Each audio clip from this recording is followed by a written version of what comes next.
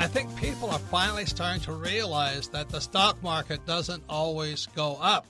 And what's really kind of frightening today is that when the market goes up, people start selling, not buying. Now, that may not mean much to you, but for those of you who bought the BS or that drank the Kool-Aid that invest for the long term, this is your program.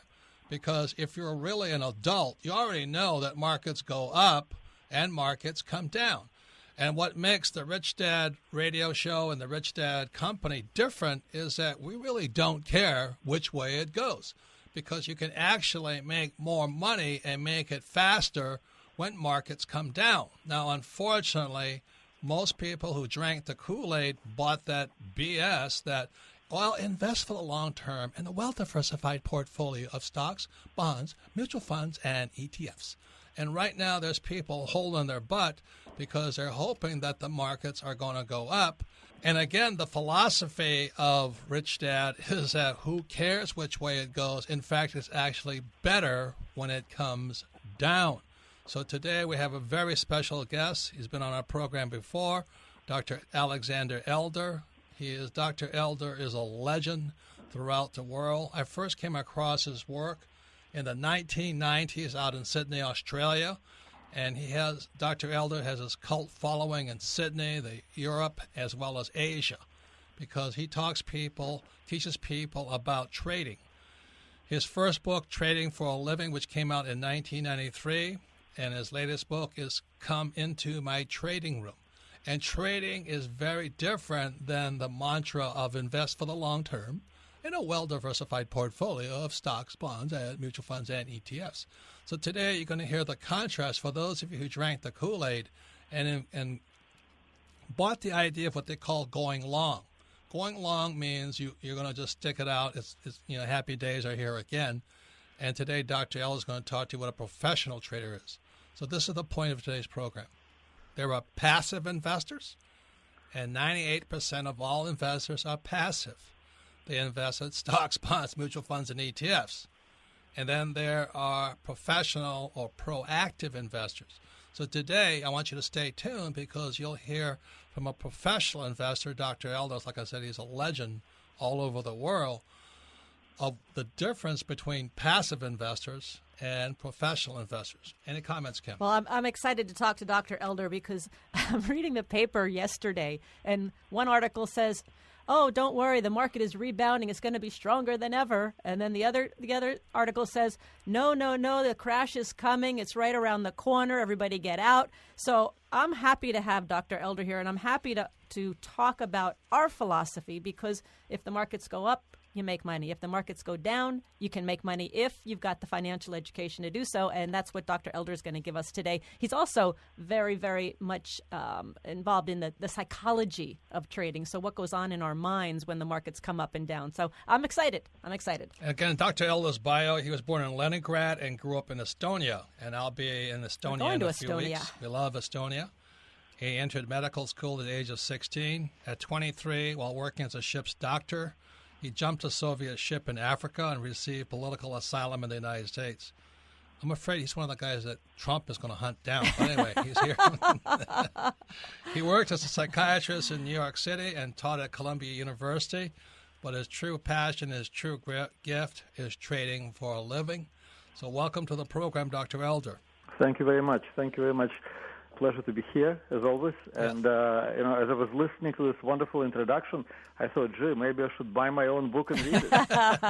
Well, you are a legend, because when Kim and I were working in Australia in the 90s, we'd always have people come to our courses, and they would say, well, that's not what Dr. Elder says. But we were doing the same thing, except Kim and I are more real estate investors because we like debt, which is leverage. Yeah.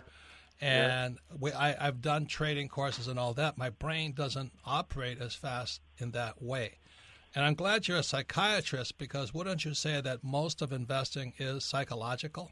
That's right. Yogi Berra, the famous baseball coach who died just about a week ago, used to say most of the game is 50% psychological or something like that. Yeah, it's really funny. It's all in the mind. It's all not all, but of course, but much of it is in the mind. the same stocks are being bought and sold all the time. There's not a lot of new stocks coming out. People are buying and selling the same stocks, and there are people who keep buying low and selling high, and then most people buy high and sell low. So it's really the psychological part, being able to analyze the markets and being able to be disciplined, that allows you to get on the right side of the thing. Right. So, Dr. Eller, being a psychiatrist and all that, and I know you're going to Macau, one of our favorite. Kim and I just got back 2 days ago from Macau. Lovely place. Yeah, and I was in the casino. Now, Yeah. I do not sit at those tables. Yeah. And the reason is because I cannot control my fear of losing. Does that make sense to you? It makes sense. It absolutely makes sense to me. I don't go. Well, I eat at the casinos, but I don't play at the casinos. So we did. But wouldn't you say, for a person like me and for the average investor, if they cannot control their psychology, you've got to know what you know and what you don't know. Right. And most people, most people like to think that they know everything. They do psychological tests, and they say to a group of people, mark on a piece of paper how popular you are on a scale from 0 to 100. Most people mark somewhere between 70 and 90. People like to think more highly of themselves than they really are. And you having this ability to say, here is this thing which I don't control, I don't like, I don't feel comfortable with, and as a result, I'm going to stay away from it. Gambling, for example. Well, if you can say that, you're way ahead of the game.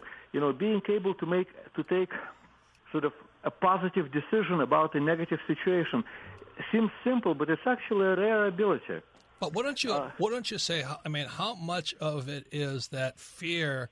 When I sit down at the blackjack table or the other table, they have some really strange games in Macau. But my fear is so strong, it actually affects how I play the game. And I've actually heard that the fear of losing is much greater than the gains of winning. Kim, you're absolutely right. There is a beautiful book that came out, maybe 3-4 years ago, called Thinking Fast and Slow by Professor Daniel Kahneman, who won a Nobel Prize in behavioral economics. And it's a very deep and beautifully written book. And he quotes research after research after research that indicates, that proves from a scientific point of view, that the emotion of fear is about 3 times higher, stronger than the emotion of greed. So whatever greed, whatever acquisitiveness people have in them, fear is 3 times higher. You got to know those numbers, and you've got to do several things. You've got to respect your fear. And one way in which you respect your fear is by staying away from blackjack and whatnot. Another way to handle this is this, and I always recommend it to people who come to me complaining that they got hurt in trading, and they want to trade, they have all the knowledge, but they're afraid to put in a trade. What do I do? How do I control my fear? My advice to people like that always is, trade a small size. Reduce your trading to the size that makes no difference to you. In other words, if you buy 1 share of Apple, costs $110, and you put a protective stop, let's say at $95, your risk is $15. Are you going to be upset if you lose $15? No. Well, you can trade 1 share. Can you risk $30? Maybe. Okay, so then you can trade 2 shares. So the way I recommend to people to overcome fear is to sharply drop their size, really to the ankle level, and then slowly build it up. Slowly is the key word. But that's one of the reasons I couldn't gamble in Macau, because the table limit was so high. It was frightening. I think it was, $40 a hand? It was $40 a hand, yeah. And Dr. Elder, you couldn't put a protective stop. So when you say protective stop, can you explain to our audience what you mean by that? When a person, there is no protective stop in the casino, of course, but when a person trades stocks, and gives his or her broker an order to buy something, whether it's done on a voice line or on an electronic line. It's very easy, and actually it's highly advisable to put a protective stop. A protective stop is an order to sell that item if it goes against you by a certain amount or a certain percentage.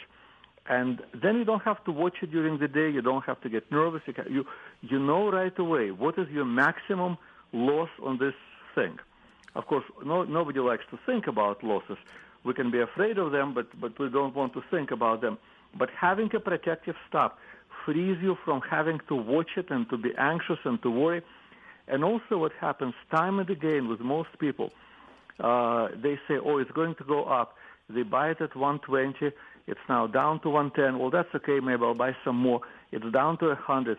Doesn't feel so good. Down to 80. Gee, that's unpleasant. When it comes back to 110, I'm selling. It's now 60. Oh, why didn't I sell at 80?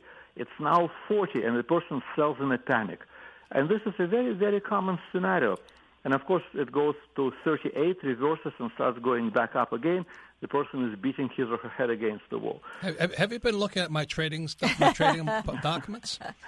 Hey, anyways, Robert Kiyosaki, we're talking to Dr. Alexander Elder, professional trader and author. He's also a medical doctor and a psychiatrist in New York City and taught at Columbia University, but his true passion is stock trading, and his book is called Trading for a Living. Came out in 1993.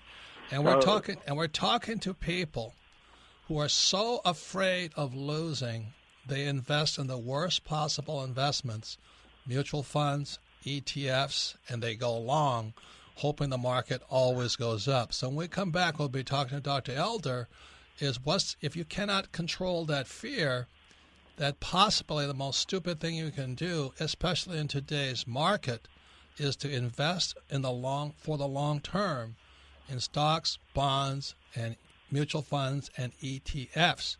But what Dr. Elder is talking about is we all have fear. The question is, what do we do with our fear, and how do we make sure we're not losers in the market? Well, I want to find out from Dr. Elder. Dr. Elder, this market is kind of crazy. It's going up, it's going down, it's very volatile right now. How do you deal with this psychologically? How do you deal with this market? Well, you've got to have a plan. You've got to know what you're doing. I'm trading in a fairly short term. I hold my trades a few days, rarely a few weeks. So for someone like myself, this is a very playing field. For somebody who is longer-term oriented and doesn't watch it hour after hour, you've got to realize bull markets and bear markets come in cycles. An average cycle, an average post-war bull market, bear market cycle in the U.S. is approximately 4.5 years. Now, this bull market, pumped up by Fed's easy money, began in March of 2009, and it continued until this summer. So the bull market is 6 years old. It's way superannuated, and the bull is old. The bull is tired, and Mr. Bear is growling. So for somebody who is looking to get into the market, now about is the worst time to do it. If you're getting into it, if you're thinking of getting into it as a long-term trade, as a long-term investor in the markets. What would you say to somebody though who drank the Kool-Aid from the financial planner, and say on average the stock market goes up 7 to 8% per year, and don't sell right now, just ride it out because markets always come back, and stay long or invest for the long term in stocks, bonds, mutual funds, and ETFs? As a professional investor, they're passive investors. Yeah. As a professional investor, what do you think about that advice? Well, it is a fact that the market, if you take a market over a 100-year period, it in fact rises approximately on the average over a century, which is longer than most people's longevity. It rises by 3% above the rate of inflation. So those are the numbers that any financial planner will rattle off. However, there are periods of time when the market way outruns the rate of inflation, which is what's been happening for the last 6 years. The market's been on a tear, and there have been periods where the market for decades stayed behind. The market hit, the 1929 high was not exceeded until 1950s. So, yeah, somebody who bought in 1929 and held for 30 years came out even, and somebody who held for 40 years actually came out ahead. But that's not the way humans operate. So, but what would you say to somebody who drank the Kool-Aid, who actually believes their ETF or a fund of funds, which is buying the entire market, is going to protect them? Will it protect them? I think ETFs and funds of funds are very, how to put it, undesirable vehicles for an individual. Of course, if you create an ETF, which some of my friends have done, every time one of those chickens or turkeys or whatever other fowl trades that ETF, you get a small fee. So it's a wonderful thing to create. If you run a fund of funds, you collect a fee from the person who invested in that fund. Meanwhile, the person who invested in the fund of funds, he pays a fee to the guy who put him into fund of funds, and then he puts a fee to the individual funds where he is. So he gets two haircuts before he gets anywhere near any kind of profit. So it's good if you own the fund, but you don't want to buy the fund. Right. So but this is the point, though. Will it protect them from a crash? Oh, of course not. Of course not. Those things go. As a matter of fact, if there is a crash, or when there is a crash, we should say, ETFs are likely to go down much stronger than the overall market. I mean, that's what happened even now in September, August, September. We had a nasty drop in the stock market. It was the worst drop since 2011, and ETFs took the biggest hit of them all. There are a couple of ETFs which are not too bad, which were very broad ETFs. The SPY and the QQQ, those are ETFs of broad market indices. But all these more fancy ETFs, industry ETFs, country ETFs, they're bad. If you put two charts together, the broad market and the ETF, you will see that the ETF underperforms the market on the way up, and it really goes down much worse on the way down. ETFs are wonderful vehicles for those who create them, but I think as a general, the general public is being fleeced. Yeah. So, Dr. Elder, you said that the bull is tired and the bear is growling. So if I'm invested in stocks, in individual stocks today, what should I be looking for? What should I be doing? I would be shifting into gold. Gold looks extremely interesting at this point. The stock market is... as far as the stock market is concerned, I would be looking for special situations and special situations only. What do you mean by special situations? For example, drone stocks. Drone? Drone. You read about drone. Yeah. I don't mean the drones that are shooting rockets at bad guys, but I mean the estimate is that in the next within the next I believe it's 10 years. There will be a need for 100,000 drone operators. I mean, drones are going to do lots of different jobs, from emergency assistance to fire control to everything, and it's impossible to tell at this point which drone companies are going to come out as the next Apple or as the next Microsoft. But drone companies are the ones to watch. I mean, that's it. It just there is an industry which didn't exist a few years ago, and which is exploding. So, if somebody is going to buy stocks, you really have to not to do this kind of broad diversified market, but to really sit back and look at things. Look at the society, how it's changing, what is the big new change that is not yet widely recognized, and to go there. Once again, it's Robert Kiyosaki, the Rich Dad Radio Show. Our guest today is Dr. Alexander Elder. His original book, Trading for a Living, came out in 1993, and is a new, revised, updated edition called New Trading for a Living, which came out in 2014. So for those of you who would like to better understand what Dr. Elder is talking about, He is a professional investor versus a passive investor. And most passive investors have drank the Kool-Aid of save money, invest for the long term in a well-diversified portfolio of stocks, bonds, mutual funds, ETFs. And that, at this time of the market, could be the worst possible advice ever. But you shouldn't just jump out of the fire, from the frying pan into the fire. So I would get his book, New Trading for a Living, to better understand what Dr. Elder does. His website is elder.com. Ladies and gentlemen, we are at a very precarious time in history. If you look at the Dow of the 30 stocks over the last 105 years, we have never been in a more dangerous position in the market. One more thing is happening, Dr. Elder, is that the thing called the 401k, which was designed for the baby boomers, came out approximately in 74, was activated in 1981. But in 2016, the first of baby boomers turned 70 and a half in 2016, and they must start exiting the market. So we have so many things operating as headwinds against the investors who drank the Kool-Aid and have gone long. So, one of the things I say is, don't go over your head. If you don't know what Dr. Elder is doing, they really shouldn't do what you do. Is that correct? Robert, if I may cut in and say something about this Kool-Aid business, I'm not much of a Kool-Aid consumer myself. Well, it's good for some people. But for the last 6 years, it was a wonderful drink. Anybody who bought and held stocks within the last 6 years has done very well indeed. Right. The market makes a new high, buy. The market stages a pullback, buy.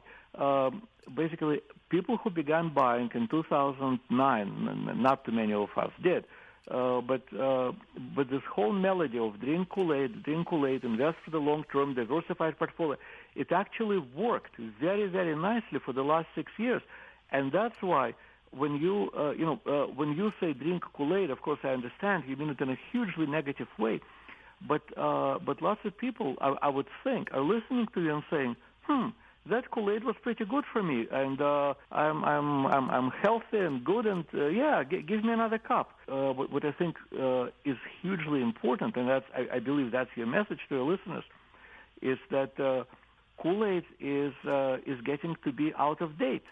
It was in date for several years, and it's getting severely and harshly out of date. And next stop is poisoning. Right. And that's exactly what I'm saying. It worked for this time, but I wrote a book called Rich Dad's Prophecy, and I said the biggest crash. I wrote the book in 2000, said the biggest crash was coming in 2016. And for those of you who drank the Kool-Aid, like I said, Kim and I were just in Macau a couple of days ago, listening to this young lady talking about how she wasn't worried about the markets because she went to a fund of funds. In other words, it's all that thing called diversification. Just keep diversifying, which means buy good and bad, and hopefully something good will happen. And that is passive investing. Most people are passive investing, and that works as long as the markets are going in your direction. My concern is, and millions of other people are concerned, we're about to hit a bear market. And our guest today is Dr. Alexander Elder, professional trader and author. His latest book is The New Trading for a Living, 2014. And I came across Dr. Elder's work out in Australia, where he has fanatic clubs that get together and they talk about trading and all this, because that's what it takes to be a professional at it. And so he's talking today for all of you who are passive investors who believe that, an ETF or a mutual fund will protect you in a crash because you're diversified, and worst of all, a fund of funds. That is very amateur thinking. So all you people with amateur thoughts, I want you to listen to what Dr. Elders has to say, and maybe, and it's not for everybody, you may want to shift from being passive or an amateur into professional, because the people that make the money are not amateurs. They are professionals make the money, and when the money markets go down, which we think it will, that's when the real money will be made. Unfortunately, the money will come from the amateurs. Any comments, Kim? Yes, so Dr. Elder, so your new book is called The New Trading for a Living. We're talking about going from passive investors and active investors. So can you tell us specifically what does it take to go from being a passive investor to an active investor? What kind of time commitment? What kind of education? What does somebody need to do to start to go make that transition? Well, read his book, of course. Well, start with the book, The New Trading for a Living. It's a great question. As a matter of fact, if somebody is interested in that, there is a much shorter and much cheaper book that I would recommend. You can get it on Kindle from Amazon. It's called To Trade or Not to Trade. Unfortunately, there was this British author, Shakespeare, who stole my title. To trade or not to trade. To trade or not to trade. But to answer your question, it takes a tremendous amount of desire, focus, commitment, time, and money. So desire, focus, commitment, you can't really quantify, but let's talk about time and money. How long will it take and how much it will cost? A reasonable guesstimate is that it will take approximately as much and cost approximately as much as getting a college degree. Wow. That's a lot. It will take, I think, 4 years is a reasonable guesstimate. Some people are very good. They start making money during their second year. Some people take much longer. And by the way, a high degree of formal education is a negative. The more formal education you have, the harder it's going to be for you to learn to trade. Well, that wasn't my problem, so anyway, I still have problems. Why is that? Because markets have a great deal of randomness in them. And somebody who has a very high degree of education believes that if only he spends enough time analyzing the markets, he will have the answer. For example, if you practice medicine and a patient comes in with a complaint, that patient deserves a diagnosis. You examine the patient. If you don't know what the problem is, you order more tests and then more tests. And if you still don't know the answer, you bring in a consultant. But you continue researching until that patient gets a diagnosis. But not in the markets. There are times when I look at the markets and it's a toss-up. It can go up or it can go down. The moments of clarity are not very frequent. And so one has to have the discipline, one has to have the knowledge to recognize clear times from unclear times and humility to stand aside while unclear times are upon us, and the courage to step in when clear times occur. And it sounds wonderful in theory, but it's not the easiest thing to implement. So one has to learn that, and that takes time. It also takes money because you've got to make lots of trades to become a trader, to learn how to trade. And if a beginning trader loses 10% in his first year of trading, I consider it a good result because most people lose a lot more. At the second stage, if you can match the rate on treasury bills, that's good. Finally, at the third stage, you start making real money.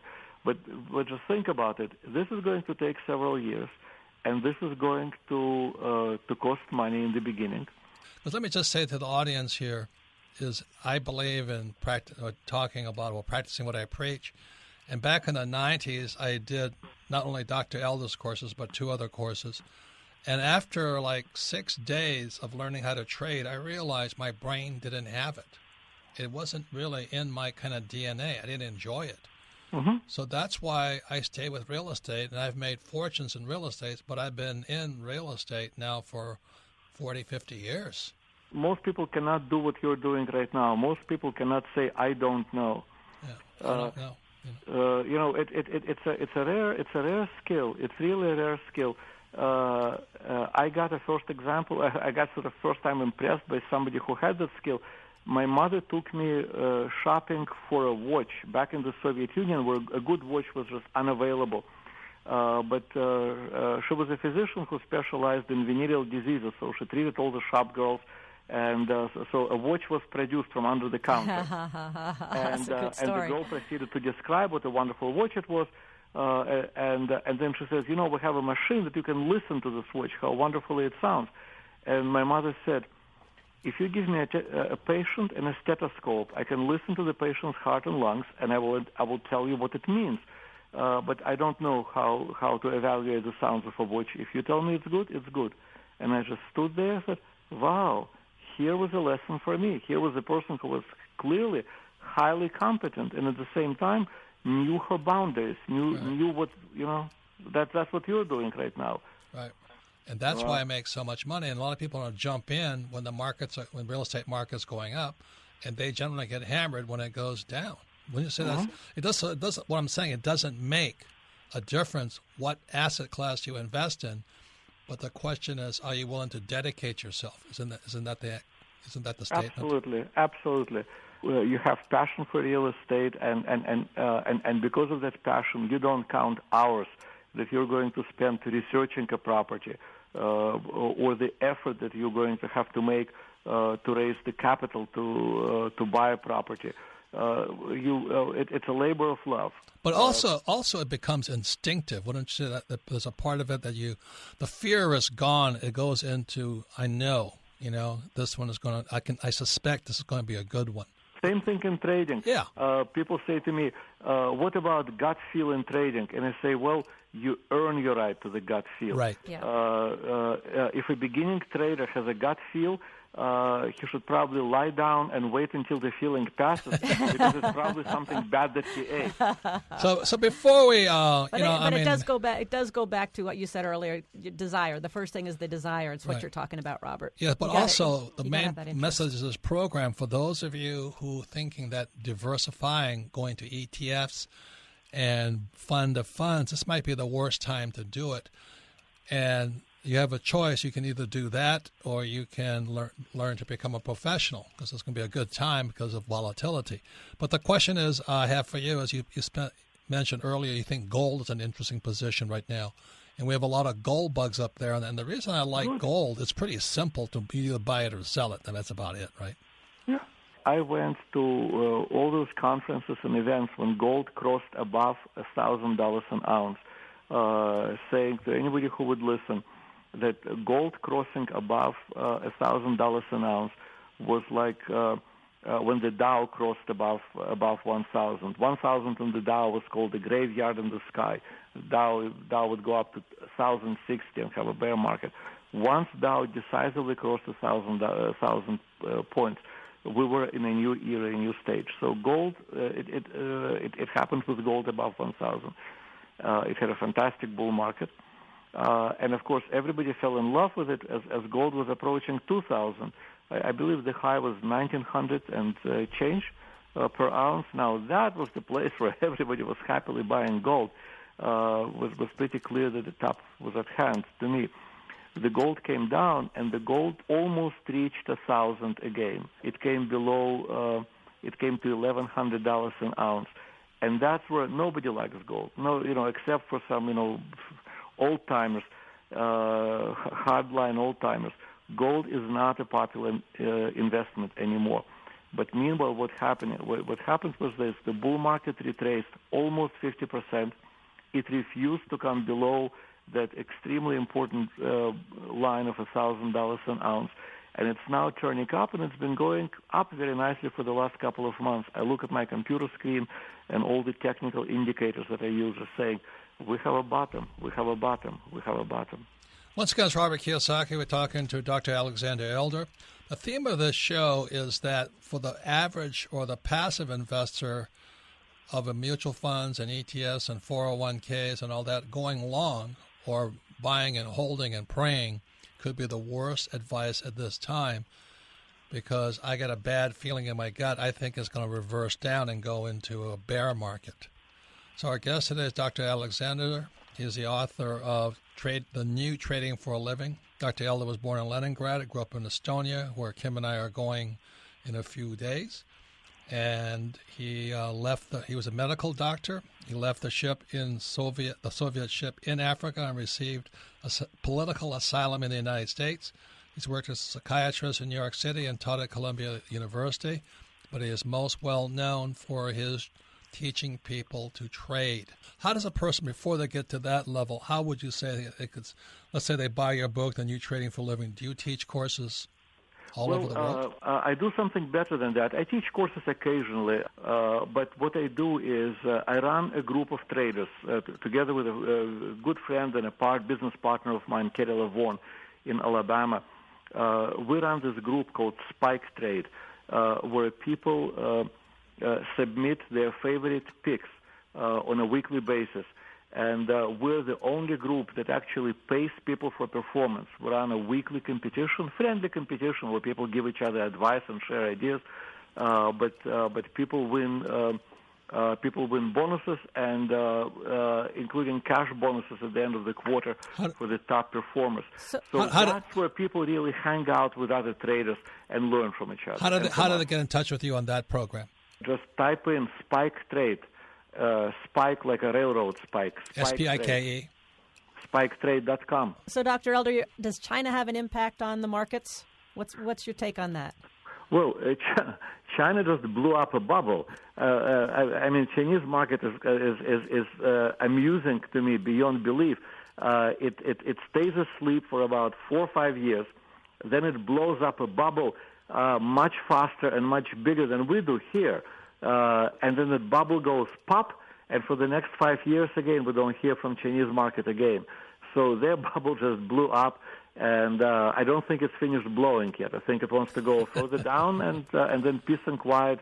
Call me back in 4 years.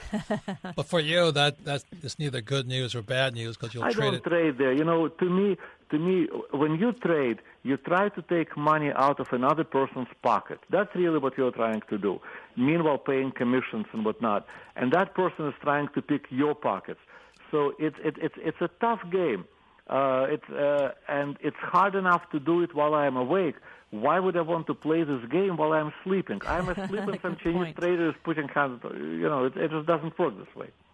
So once again, I want to thank you very much for your time. You're always a welcome guest here, and thank you. We'll check back in with you when the market does more of its gyrations. And we're going to look into those drones. That's right. So now we're coming to the most popular part of our program. It's called Ask Robert. It's where you get to ask your questions. Before we go to any comments, Kim? Yeah, I just wanted to say, Dr. Elder also has a book you can find online called To Trade or Not to Trade. And because I find it really interesting, he says the bear is tired. He says the bull is tired and the bear is growling. So I think the big takeaway from this show is if you are in the stock market today, what are you going to do about that? Yeah, if you drank the Kool-Aid of investing for the long term in stocks, bonds, mutual funds, and ETFs, you're in trouble. That's what I'm trying to say to you. And this thing is called a fund of funds. All they are is an underlying statement called diversification or de-worsification. And he said that, Dr. Elder said that if the market comes down, those funds of funds, those mutual funds, those ETFs do worse than they'll accelerate down because they did well going up. Right. So for those of you right now whose future depends upon your investment portfolio, I would really consider getting the new Trading for a Living and read about the possibility of trading, because it's your future. It's your money. It's your money. First question, Melissa, from Ask Robert. Our first question today comes from Bianca in Houston. Favorite book, Rich Dad, Poor Dad. Says, what would a global depression in the USA look like? By the way, if you have a question, please submit it to AskRobert@RichDadRadio.com, because we love to hear what's on your mind. So please submit your questions at RichDadRadio.com. I just talk about the global depression because I don't think you really have to look at it globally. It depends upon you right now. There's people today who are in depression. They've been hammered. They're out of money. I meet them every single day. They go, oh, what can I do? I lost my job. I don't have any money. Da-da-da. They're in depression. So depression is really a case-by-case event. So I wouldn't really worry too much about a global depression. All I'm trying to say to you is what Dr. Ellis is saying. It doesn't make any difference, because when things come down, there's actually more opportunity. So I'm paying attention to how markets are swinging right now. Dr. Elder talked about gold. It might be the best opportunity if markets crash. So all of this stuff here is there's no such thing as a global depression. There's only individual depression. That's how we hold it. And all of you out there in your stocks, bonds, mutual funds, ETFs, and funds of funds, you might be depressed soon if you don't pay attention. Next question, Melissa. Our next question comes from Leon in Bogota, Colombia. Favorite book, Rich Dad, Poor Dad. He says, I'm having trouble understanding the surge in the value of the U.S. dollar. If the Fed is printing trillions of dollars, common sense would lead someone to believe that the increase in supply would cause the value of the dollar to fall, not rise. Why is this happening? Well, that's a very tough question. That's a good question, but a tough one. There's a book called The Dollar Crisis by Richard Duncan. and also the New Depression by Richard Duncan. I'd read that book, but to explain the dollar is tough. Right now, the dollar is the last currency standing because it's the dollar that actually caused this biggest problem. See, back in 1944, a thing called the Bretton Woods Agreement made the dollar the new gold standard. So it went from the gold standard to the dollar standard, and then in 1971, Nixon took us off the gold standard, and now the dollar is spreading all over the world. So the dollars are running home right now because they're getting out of emerging markets in China. So what that means is America probably will go into a next boom because dollars will be flowing into America, but all booms are followed by a bust. And that's what's really frightening right now because China just went bust. That means the United States is going to boom and then bust. That's my prediction. And I love what our Rich Dad advisor, Andy Tanner, says about it because most markets have been printing money, right? Most countries have been printing money. So he says, so the U.S. dollar is just the least ugly contestant in the beauty contest, right? They're all in trouble, but the U.S. is less in trouble than the others. The reason they're printing money is they're trying to prevent a depression. And unfortunately, it'll keep going until people realize the hoax. And that's when I go into depression. When people stop accepting dollars, we're in big trouble. But it's also a good time to buy gold. You see, that's how you look at stuff. Next question, Melissa. Our next question comes from Chad in Alberta, Canada. Favorite book, Unfair Advantage. He said, there's so much happening in the world right now. Fear-mongering is everywhere you look. With all the different markets fluctuating and threats of recessions in different countries, how does one get started in getting out of the rat race and, more importantly, stay focused on achieving their goals? The biggest thing is that's a good question, but look at it from the bigger picture. When this market comes down, you'll have more opportunity. That's the way I look at it. Now, what opportunity? I don't know. But if I let my fear get to me, then I've had it.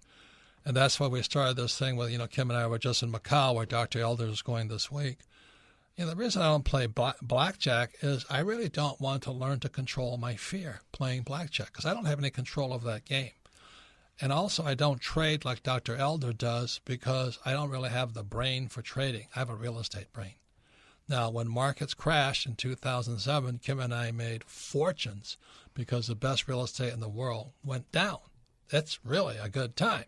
But if you've drank the Kool-Aid that markets have to keep going up or depressions are bad, you'll never see opportunities. So it really is your mindset that this is a great time to get rich, regardless if it's up or down.